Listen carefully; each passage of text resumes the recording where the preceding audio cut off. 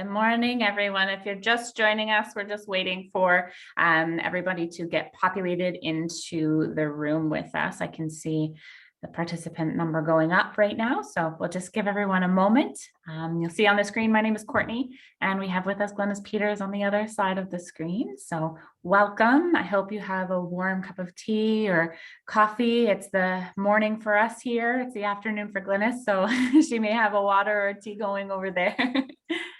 I'm going to put a poll up really quickly because I'm curious where everybody is joining us from. And of course, maybe how many people are on your connection today. So if it's just yourself or if there's somebody else joining from your household, please just let us know how many people are with you today. Should be, I can see lots of single joining, a couple have 2 people joining. Oh, that's great. Excellent. Nobody's got 3 or more people in their house. Does anybody even have that many people over these days anymore?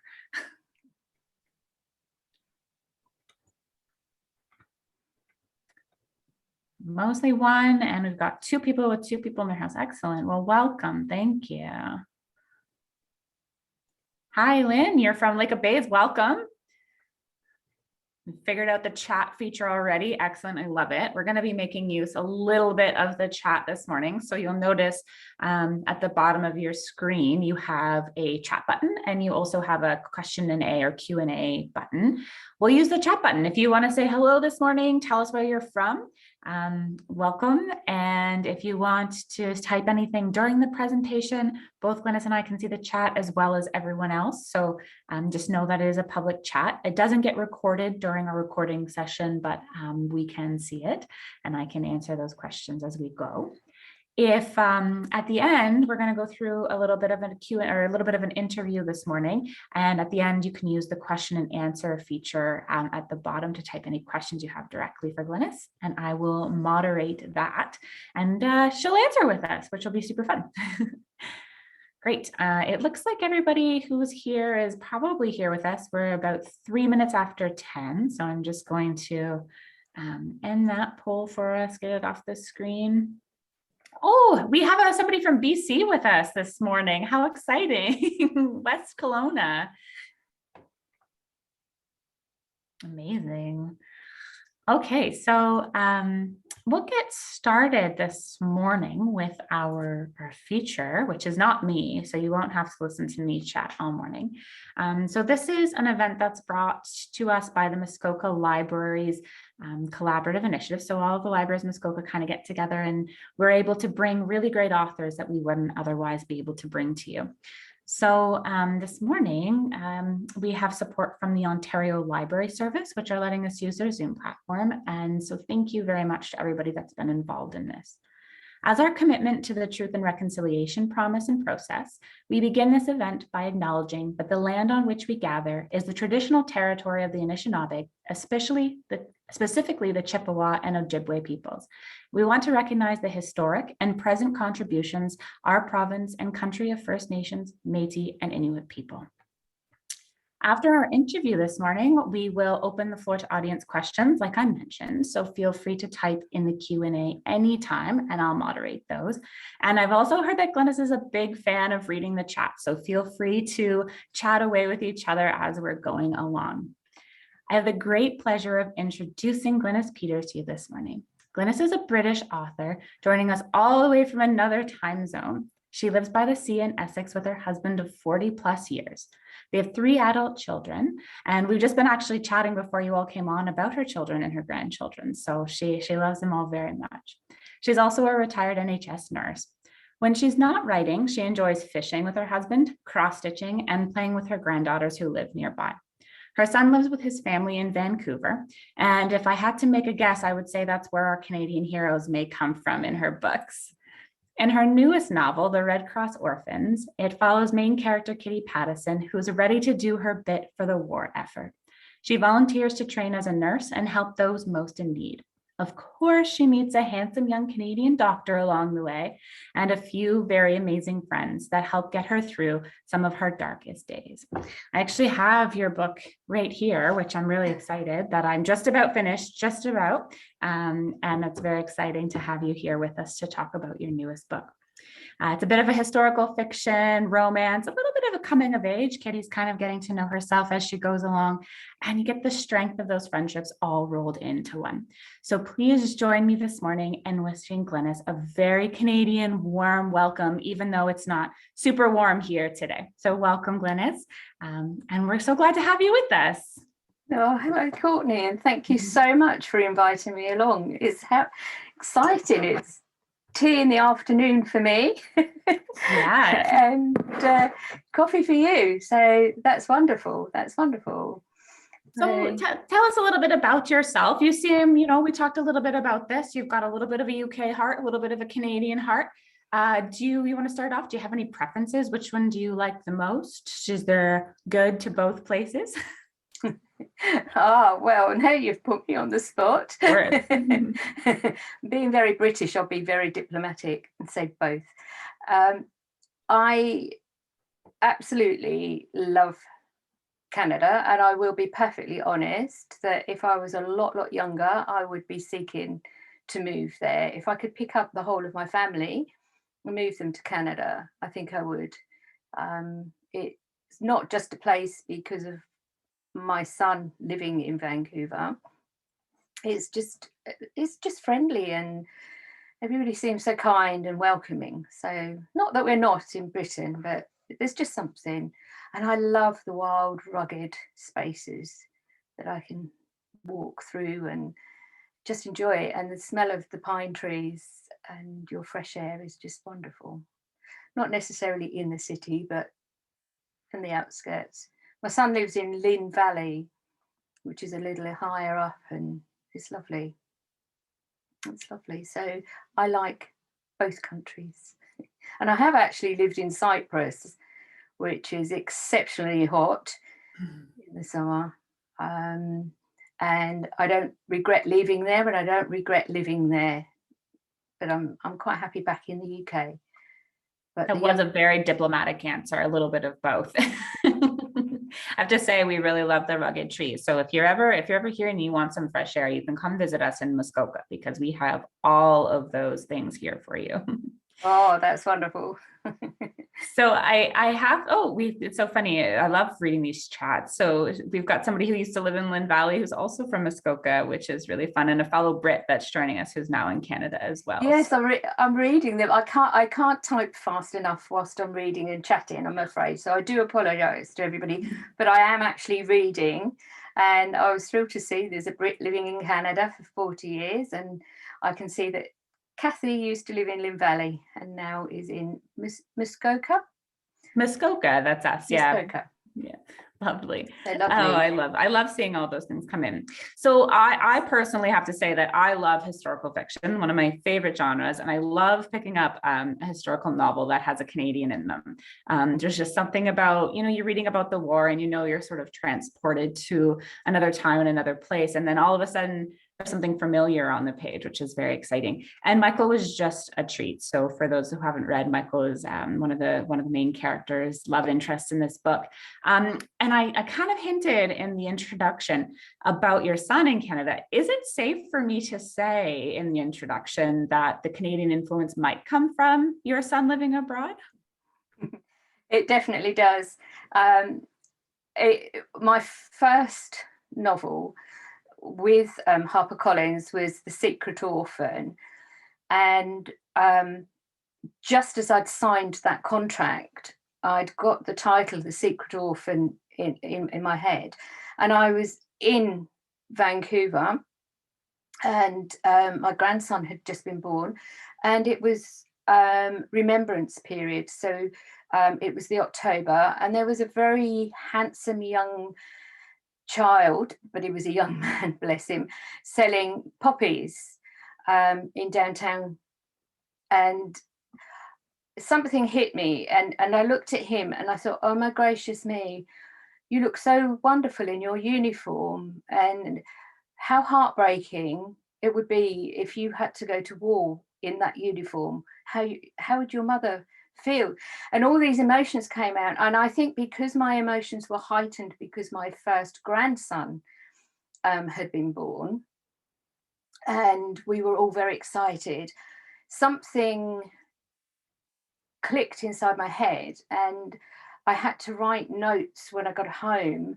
And that was when I knew I wanted Canadian heroes in my novels, to give me that connection. But also, as I researched a little bit more about Canada in the war, I was surprised to see how much support the Canadians gave us. And with us, I'm 1957 born, so it's not that many years after the war. And it's during a time period where people didn't want to talk about the war, they wanted to look forward. So nobody taught us history of the war. You know, the Romans, everything else, but the war was not really spoken of. So it's not until years later, and it was the Americans came, you know, the Yanks, as they were known. They came, and I knew Australians, but I didn't really know much about the Canadians, and that's to not my shame, because I didn't know, I wasn't taught. And as I learned more and more, I just knew that I wanted that connection. And so I researched more and more, and who couldn't love a Canadian hero? So I have them in my books. It's a great statement. Who couldn't love a Canadian hero? Fantastic. That's fun. You know, you talked a little bit about your learning about Canadians as you went along in here, and sort of learning, which touches a bit on how you sort of find your inspiration or find the facts about what you're writing about. So, you know, with any historical fiction book, there's so much research that goes into sort of getting it right, if you want to say. And I noticed that you had a little bit of an edge in this book, because Kitty and the girls in this book, they're training as Red Cross nurses, and you yourself are a retired nurse as well. So, you know, in terms of research, how far did you have to dig into that past, and how much of that came from your personal knowledge? The emotions and the feelings are from me. The devastation that was seen and experienced was through research of nurses. With the Red Cross, we're just going to sit tight. I think we have a little bit of a connection issue there, which is not a problem at all. We'll wait for Glynis to come back online with us. You've frozen on me as well.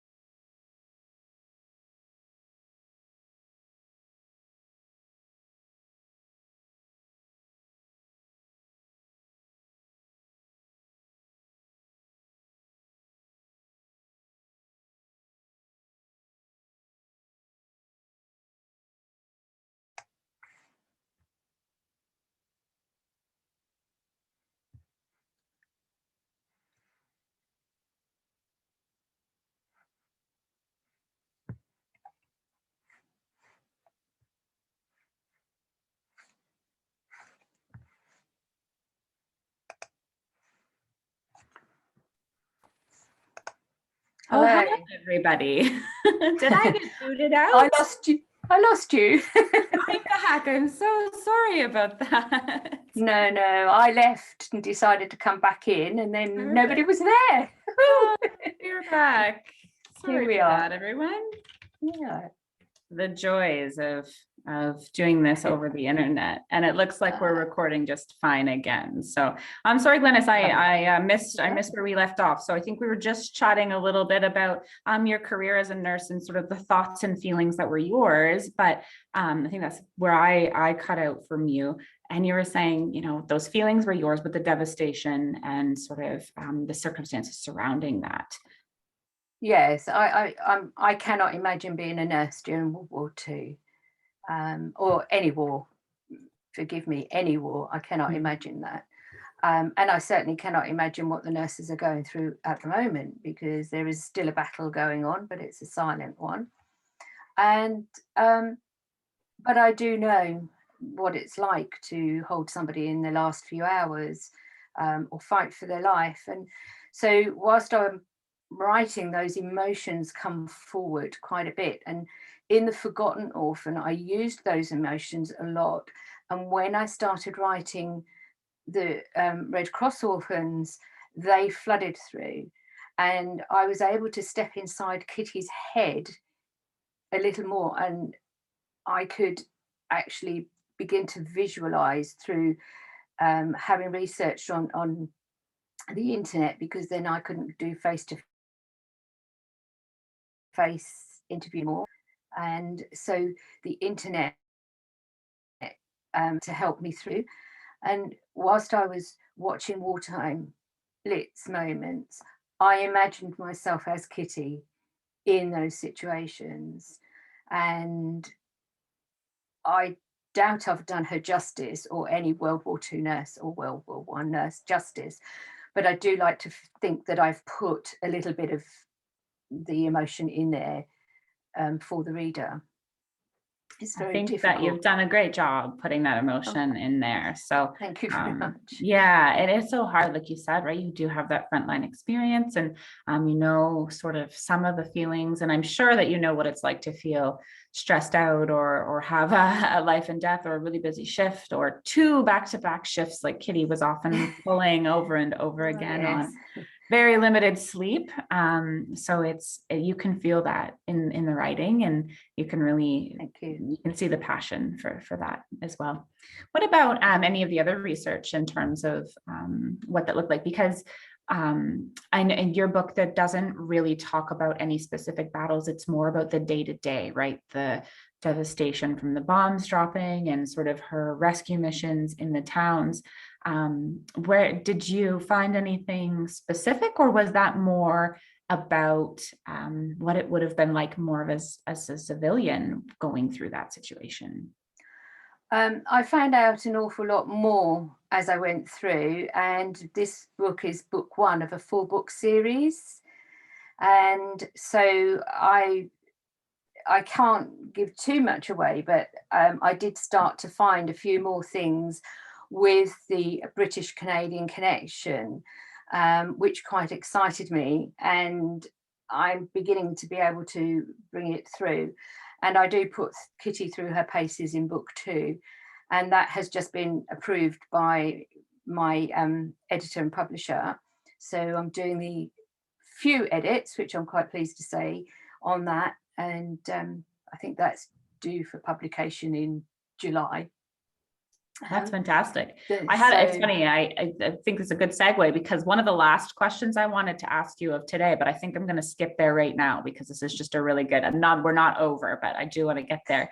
I was going to ask you, this book, I think November 30th is when we launched our Canadian copy of this. And we were chatting saying America has to wait a little bit longer before they get theirs. And often in these interviews, people will ask an author, what do you have going on next? Like, what are you doing? And really, it's only been a week since this has hit the shelves. And I would hate to ask you that question, what do you have going on next? Because it seems only fair that you should be able to enjoy some cross-stitching or fishing. Well, maybe not fishing at this time of year, but what do you what do you have coming up next? It sounds like something's already in the works. Yes, Kitty's story continues, and although the book was going to be about individual people, Kitty is such a strong character, and she has developed so well that her story will continue through the books, and her friends will go along with her, or whatever happens. I don't know yet. She will guide me, but I definitely yes, it it's definitely a stronger book, the second one, because of some of the research that I've found and that I want to introduce in. Um, I was There was a point I had found the perfect hospital to, because she's very nomadic, as a Red Cross nurse, and her little friend, or her friend Trixie, the young sort of pixie-like nurse, the very sweet and lovely Trixie. Um, she wants to be a midwife, and I had found the perfect hospital for her. Unfortunately, I'm pulling back on that and not using that out of respect for the fact that somebody just recently, outside the women's hospital in Liverpool, we had a terrorist attack. So, um, out of respect, I'm pulling that from the book. So I'm back into research to see where I can reconnect, and bring that in. And then this is something I'm always aware about. Wherever I research something, if I find something is very raw in the present, I will pull it. There is enough in the books to make people feel upset from the past, of grandparents, great grandparents, uncles, aunts, brothers, sisters, you name it, without bringing in present issues. I can't, as a writer for myself, do that. So I'm back at the drawing board again for a little while. So and that's for book 3. So, Wow, book 3. Yes, we're talking about book 1. And you're in the middle of book 3 over there. yes. I'm doing edits for book 2, writing book 3, and then I had an idea for book 4 a couple of days ago, which I'm making notes now for book 4. So the series doesn't appear to be going away anywhere soon. Excellent. That's fantastic. Do you hear that, everybody in the chat? She's taking ideas for book 4. No, I'm just kidding. I do get offered a lot of ideas. I'm sure you do. Yeah. Sometimes I ponder them. I twist them and adapt them and use artistic license. But if they really resonate with me, I'll lose myself into the research and really go there. So that's quite nice.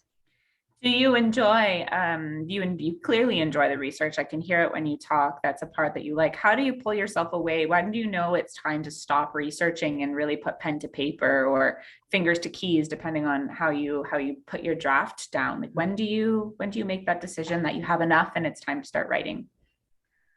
I'm an ongoing research author. Some authors will research and have it all planned and plotted.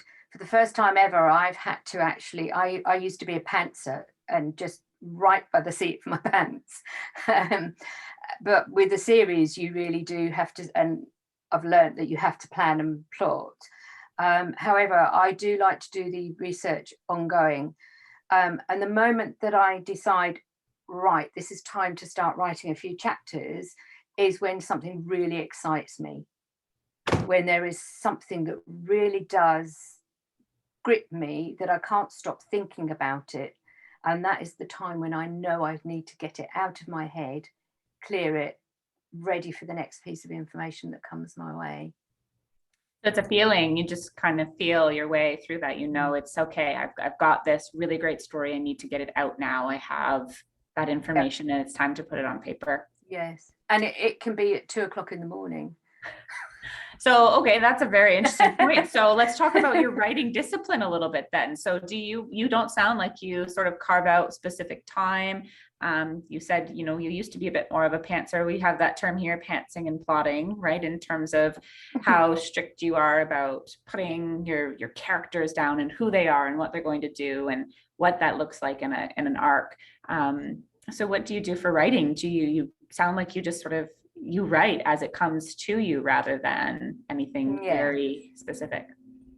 I'm now a plantster. Great term. I like it. I am now a plantster. Yes, my mind will fire up.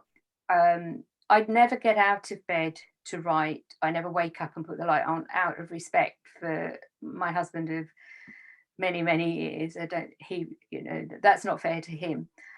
So quite often I go back to sleep and lose an awful lot of what I call good creative works.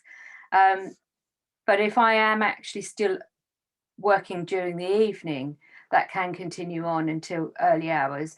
And when my head is clear, I have a very understanding husband and he doesn't go to bed early, so that's fine. And my mother lives here and she is deaf, so that's fine. She doesn't hear me moving about early hours of the morning. So it works quite well in our household for that. I do like to try and get to the desk for 9 o'clock in the morning. However, I have found over the years my best creative moments are at 6 o'clock in the evening. And out of interest, Peter James actually says he writes better at 6 o'clock in the evening. But the research that I've done is all during the day. And I think that's when my brain says, right, enough research, you've got it, get it down. And That's then interesting. I'll Yeah, that write. creative time, creative nighttime, and the creative Yeah. juices. I think everybody has that, right? Whether we're morning people or night hawks, there's always seems to be a time of Yeah. day that we do our best work. So very interesting. That's right. And you sound like a very respectful writer. You're always worried about other people, which is very interesting. And I think, if I can say, you picked the right career your first time around as a nurse, Yes. very caring and considerate. That's the nurse in me, I think. Yes. Comes through. Sometimes the books, often books that are set in war, especially the Great War, and characters, they deal with the passage of time a little bit differently, which I think maybe during COVID times we might relate to a little bit with this strange passage of time, where you sort of see this recurring theme over and over again, where when they fall in love, they fall fast, they fall deep, everything moves very, very quickly because you're just not sure what tomorrow brings, right? We have this very fleeting way of thinking, or they had this very fleeting way of thinking. And I'm curious because in this instance, our main character, Kitty, not to put any spoilers out there, but she's a little hesitant. She doesn't sort of follow this very stereotypical fall fast, fall hard. She doesn't want to really admit her feelings, and she has hopes and dreams for herself that she doesn't want to let go of. And I'm wondering, personally, for yourself, do you tend to lean more towards getting caught up in the moment, live for right now, don't worry about tomorrow? Or are you a little bit more reserved to yourself and sort of think about the future? I think I'm a mix of both. Especially since COVID descended upon us. And at 64, life is there for the taking. But I used to be a cautious person and go through. And then when Harpercollins, Charlotte Ledger, what was Harper Impulse, approached me to write, I was just on 60. I was just about to celebrate my 60th birthday. So my 60s reignited my life, if you like, and I went places I never knew I was going to do, and I partied in places I never knew I was going to party, and rubbed shoulders with people I never dreamed I would ever rub shoulders with. So all of a sudden my thinking of, like, this is fantastic, this is wonderful, and let's live life to the full as best we can. And then the imposter syndrome kicks in and you pull back a little bit and what have you, and you think, oh, should I be here? And then you realize, well, no, I have every right to be here. So you go off again and enjoy life, and then something in life makes you sort of calm down again. So I'm a mix of both. I think, and I do think that Kitty has a little bit of me in there. I do think that she is a little bit of the younger me. I like that. And they say writers, they write what they know. And I think that came through for you here for sure. She's a very interesting character, right? She's not your typical, she's not necessarily, she's strong, but she's not bossy or some of those typical words you hear thrown around. She's just this lovely, lovely little woman who she knows what she wants. She's growing up, and I'm really interested to see what happens to her in the next 4 books because she's come so far already in such a short time. I think she's got a little bit farther to go. It should be Oh interesting. yes, oh yes, and Kitty has to be how she is, or because of being an orphan, and having been brought up by her aunt and uncle, and the losses in her life there. So, and the street that she lives in, where her aunt and uncle live, and the house is actually the one that I was brought up in from the age of 8. Oh, And it interesting. is actually the street that I was brought up in and played in, and that old-fashioned community. Yes, that was part of my life in the 50s, and so that I could relate to the people who'd lost during the war, but only from a child's point of view, which is why I wanted to keep Kitty slightly innocent. And I left that area myself at the age of 18 and went to be a nurse. So the feelings of leaving a small village and going into the big city is comes from me as well. You So can I was tell able she to put, loves her home, right? That feeling of home. She doesn't have very big, there's some pieces where she's not even sure where she's going because she's never heard of that town before. She's really such a small town girl, village girl. I shouldn't even say town. She's well, small village. yeah, it's a village off of a town, really. It's a funny little community area, yeah. And yes, because I've moved back there, Yeah. but a bit further up into the next part of the town, by the sea. So where she walks and where she rides her bike is where I played as a child. Okay. And my father's ashes are scattered at where she and Michael have a moment is where my father's ashes are scattered at Oh, sea because he was a wow. sailor. So there's a lot of emotional connection there for me. So when I was writing it, the emotions might be a little bit deeper than I might have written in the past. I can tell, you can tell you have a connection to the place because the strength of her memory of the place and her nostalgia for home and the smell of the sea, and she's always thinking of these things. I really need to know though, and I can't remember the name of this character, but I need to know if there was a little old lady in your town that sat on her stool peeling potatoes who knew everything about everybody. Oh yes, she was. We had a Mrs. Newman, Mrs. Newman, and that was her and name. her name. Well, here in the book, but this particular lady is alive, um, in my head still. She's not alive now, but she's alive in my head still. And she always sat with legs akimbo, and we just played in the street. And if we were cheeky, she told us off. She was the matriarch of the street. If we did something wrong, our parents knew about it within 30 seconds. I don't know whether she could get it through their heads, but her voice bellowed up that little 40 house street. And yeah, she's there in my head still. Much fun. I like those little real world pieces that come in. We're chatting about characters a little bit. Let's talk about Belle. So Belle she's got such, I think it's so funny. I should have realized right off the hop, Belle, a name like Belle, she really does come across as a Belle, if you will. She is very flamboyant and I think we could probably all agree we may have known maybe 1 or 2 Belles in our life.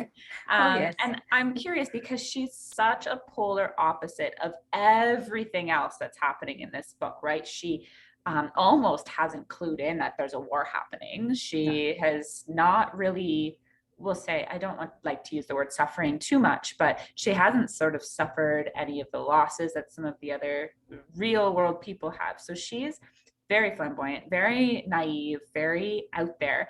And I'm curious why you decided to put a character like Belle in a novel like this. Because in my head, I wondered what happened to the types like Belle during the war, whether they carried on regardless and found their way. And we all know that some women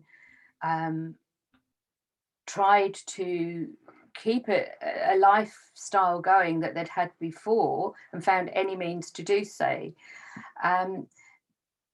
Belle is a selfish woman, a very selfish young woman, and she is completely opposite to Kitty, and that will show in further down the line. She thinks only of herself, literally only of herself. She has no care or regard for anyone else at all, and the war doesn't exist, and if it does, she is going to make it work her way so that she can continue her own life as she wants to. She's a force, for sure. Oh yes, but like in life, things don't always turn out how you expect. You did like them to. A little hint for book 2 and 3, just in case anybody needed a breadcrumb to keep going. Yes. I just had this vision in Mrs. Smith's house when they turned up at the little rundown bed and breakfast. And I just had to do that scene in the kitchen when she dressed for dinner. That was just so clear in my head. So clear. It was a great way to start, right? Because right off the hop in that first, I can't remember if that was the first or second chapter, but very, very early on, you knew Belle. They were not doing tops and tails. They were not doing any of these things. She was, and oh goodness. I had great fun writing that chapter. I could tell she was a little, I mean, you were annoyed with her, but she brought a little bit of lightheartedness to it as well, right? Every time something happened, it just, for her, it seemed so frivolous. It was just so silly, and yet for her it was everything for her. So I liked her. Right. She was, I mean, I didn't like her, but I liked her character. Yeah, her character is twisted. Yes, that's all I'm going to say. Absolutely. I read one time about your characters. I've read an interview where you had said that your characters never play fair, which I thought was a really interesting statement, because you sort of went on saying how you can plan and plan and plan, but really they sort of are real people of their own. Tell us about your characters and how do they speak to you? How do you write them? How do you get from point A to point B? It's quite interesting because a character will come into my head and say, hello, my name is Kitty Patterson, and I have a story to tell, and I lived here, or I lived there, or I would like to achieve this, or I would like to achieve that. And I have I have conversations in my head with these fictitious characters, and the strongest one wins. Okay. And but quite often I'll be writing a story and there'll be a minor character, a very minor character, and they get stronger and stronger and stronger, and they say, you're not going to ignore me.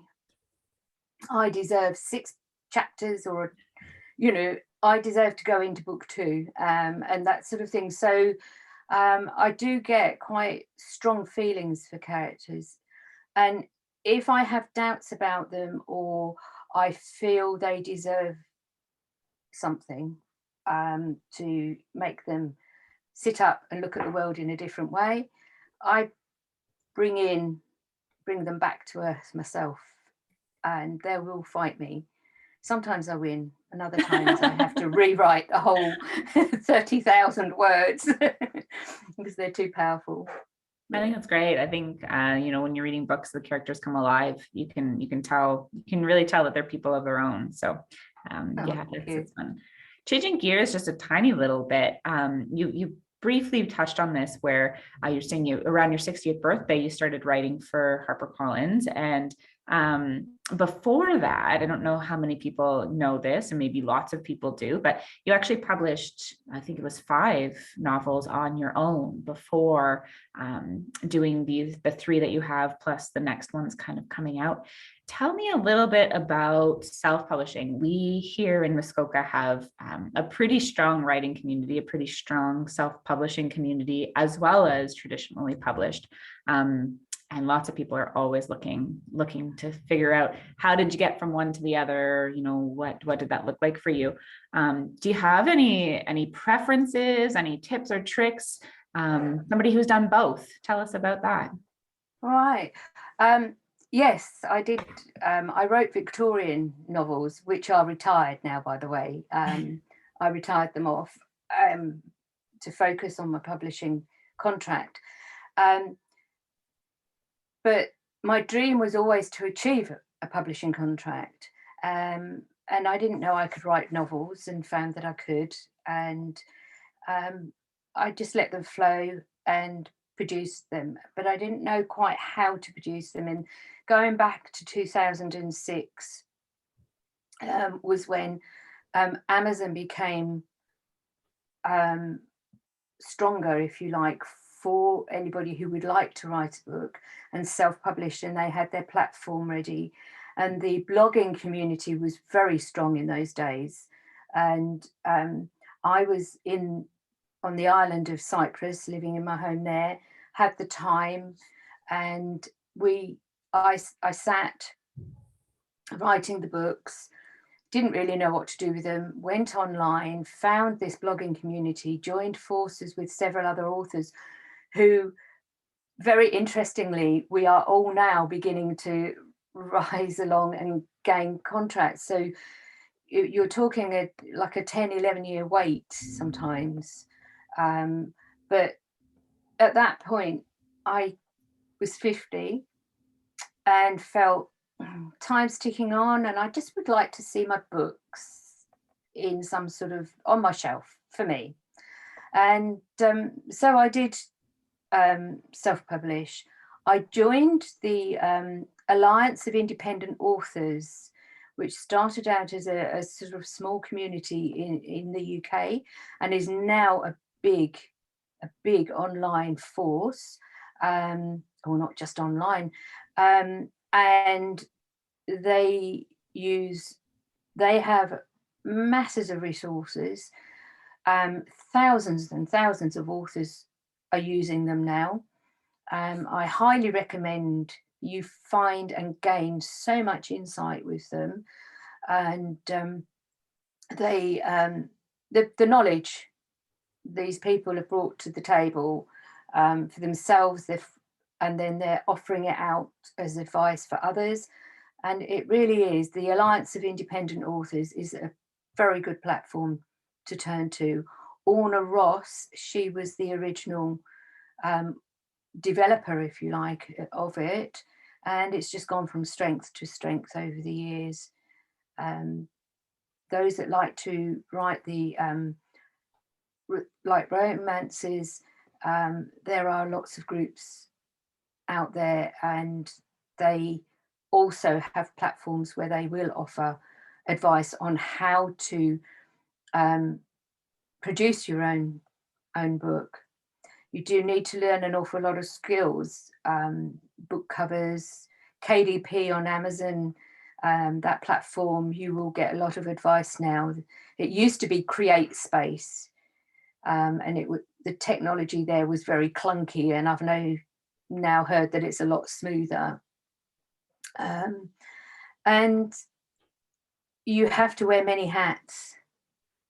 And I wanted to write, and I didn't mind the marketing, but the rest of it was beginning to become quite heavy duty for me. So I was very fortunate that I was picked up when I was.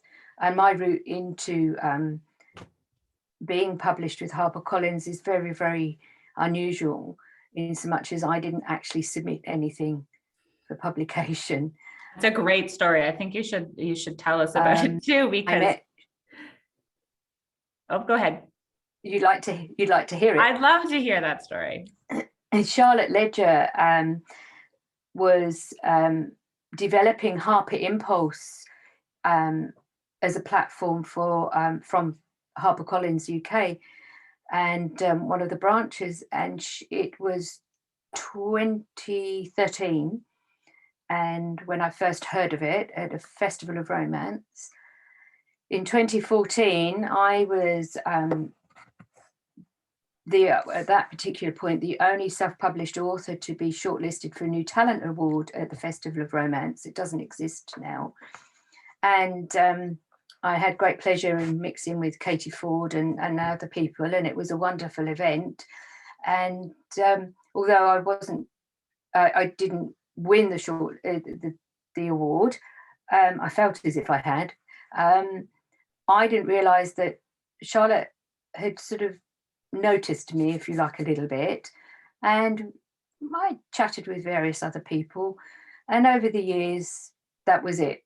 I, drifted off. I did my own thing, self-publishing, and I was invited along out of the blue to a book launch by an author that I didn't know, but I thought, it's 40 minutes up the road from me, it's a day out, why not? So off I trundled, and Charlotte Ledger was there. And we got into conversation, and then 4 days later, I was offered an invitation to write something for Harper Impulse at the time. And I decided to switch from Victorian to World War II because that's where my interests were drifting. And I sent her a little snippet, and she came back and she said, actually, I'd like you to have a contract in your own right. She said, we have a title. She said, we haven't got a clue what to do with it or anything, any genre, anything that you would like to write, go for it. So I wrote The Secret Orphan, and she just fell in love with it. And I had my own contract in my own right then, instead of being in-house or anything like that. And here I am. And The Secret Orphan was a Globe and Mail and a Toronto Star bestseller within 6 months, a USA Today bestseller, and went on from there. And I never dreamed that that would happen. But she had belief in me that I could do this alone. And she liked my work ethic. And the rest is history. It's a wonderful story. I think we all needed to hear sort of that positive piece today and these times, because never give up. I never give up. And go to the book launch, go to the party, rub shoulders, like you said, because sometimes you just never know how that's going to happen. No. And I think it's so neat that you never sent the manuscript in. Somebody just came to you, which I like to use the word, right? Yeah, I was scouted a little bit, and and when I thought I was going to retire, I didn't. That's fun. Did you start writing in retirement, or did you start writing when you were still working? How did that come about for you? I've always written poetry. When I was 12, I won an inter-schools poetry competition about the Bangladeshi war. And then when I was nursing, to release all the anxieties and the upsets and worries I had in those days, I wrote it down in poetry form. And I wrote little short stories and different things like that, and never dreamt that I would write a novel. And when I was in Cyprus, I made friends with a poet, and she'd written books as well. And we chatted every day. We had coffee online. She was in England and I was in Cyprus. And I said to her, look at this short story I've written. What do you think? And she said, I think it's a novel. And it's, you can take this little piece further and really develop it. And that became my very first Victorian novel at the time. And very sadly, I wrote the end, and a few hours after I'd written the end, her family contacted me to say that she'd passed away in a hospice. And I didn't know she'd been ill, and she'd left a letter about me. and I'm still in touch with the family, which is really sweet. That's so But sweet.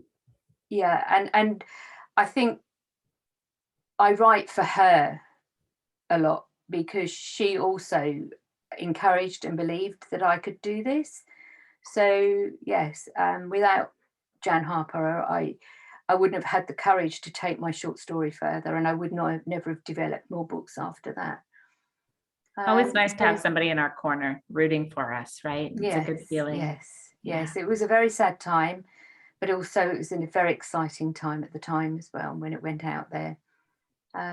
Yes, so I just developed, I suppose, when I was 50, and when I was 60, somebody decided I'd developed enough as a self-published author and gave me the opportunity to join Like a one of the fine wine, you get better with age. Yes, I like that idea. It's lovely.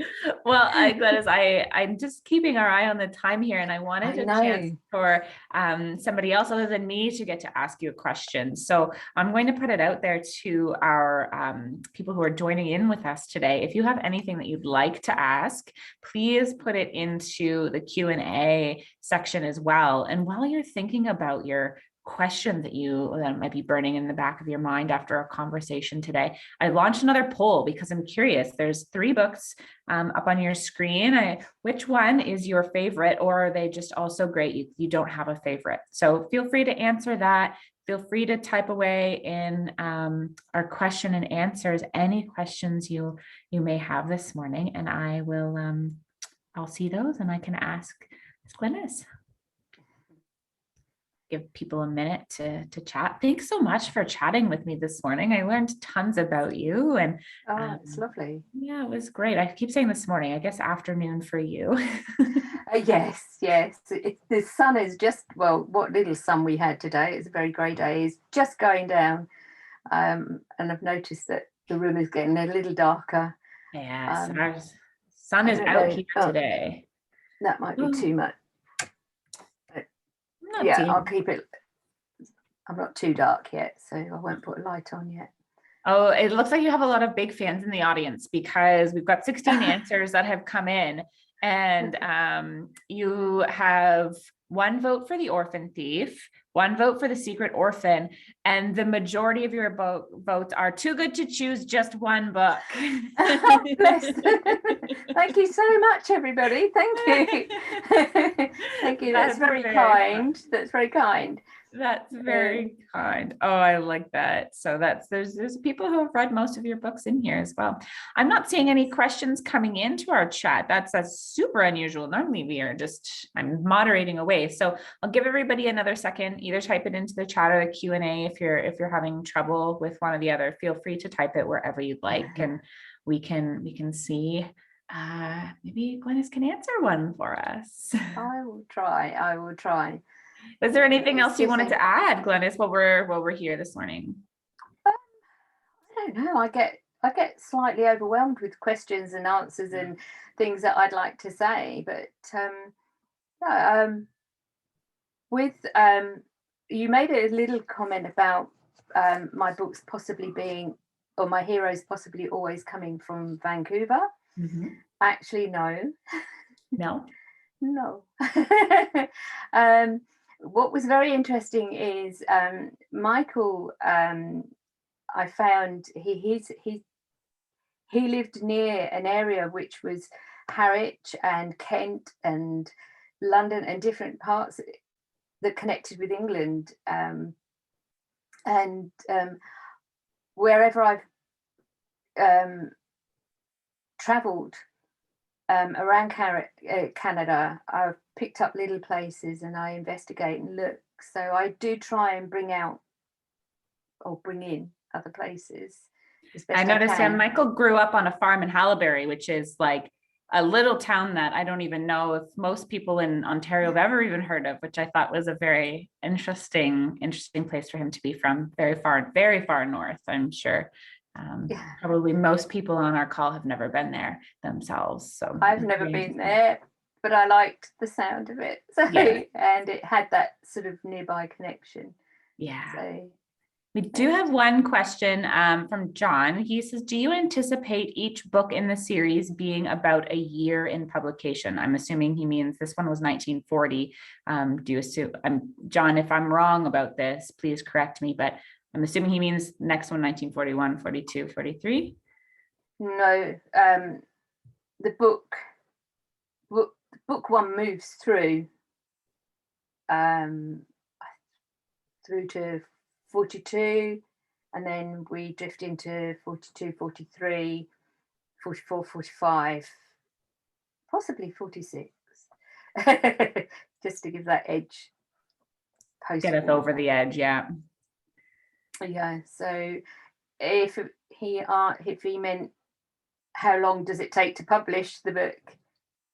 Oh, sorry, I am wrong. Thank you for correcting me. I think he means, does he mean is it released 1 year and then the one the next year and the next year? Yes, the plan is from a publisher.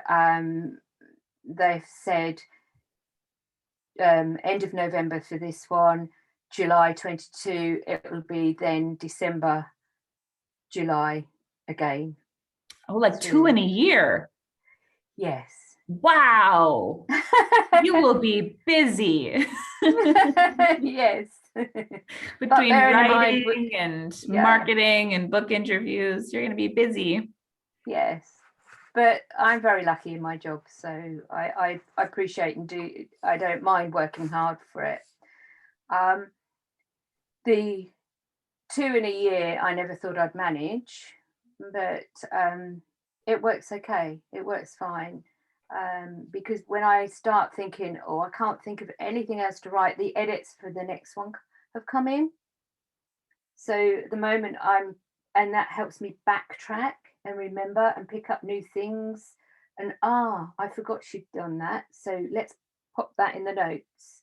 Keeps it fresh in your mind. Yeah, for sure. All the time. Yeah. We have another question for you as well. It says, do you write with pen and paper or do you use a computer? Okay, my very first novel, I wrote with a fountain pen. And I then transferred it onto a computer, ready for submission. And I realised that process is just so long, with my mind buzzing about another book, that I couldn't do it again. I do tend to, if I get a slight moment where I think, what can I write? I shut it all down on the computer and I'll pick up a pen and a paper and the words will flow freely. And I quite often find that a chapter will form, and it's not so bad writing a chapter and then typing a chapter up. But I can no longer, my wrists are not happy for me to write by hand. I know Jill Mansell, she writes everything by hand. There's a lot of authors we've spoken to that really love writing out with, and a fountain pen, specifically, very specific fountain pens you authors like. I think it's the free flow. Yeah. I think that smooth flow, that really helps. Yeah. It slows it down too. I know for myself, not that I write books by any stretch, but if I'm writing any type of passage down, it makes you slow down, right? It stops the wheels turning so quickly and you can get it out. Yes. And it stops the distraction of all the tabs that are open as well. Yes, absolutely. Well, I don't see any other questions in our chat, so I will wrap us up this morning. I told you we'd be out of here by 11. So thank you very, very, very much for joining us. It was wonderful speaking with you. We're looking forward to the next book. Do you have a title for the book too? No. Oh, okay. We'll go under discussion for that one. Excellent. And see what will happen for that. So yes, we'll keep our eye out. We'll see what Kitty is up to next time around. Yes. Well, thank you so much for having me, and thanks everybody for joining us, because it just the support is always appreciated. We never know how our books are going to be received, and I love Canada for that. Great. Well, next time you're in Canada, you come stop and visit us. We'll get you some fresh air and rocks and trees for sure. Oh, lovely. I Have a will lovely try. evening, and we'll talk to you again soon. Thanks, Have a great everybody. day. Thank you very much, everybody. Take care. Bye. Bye.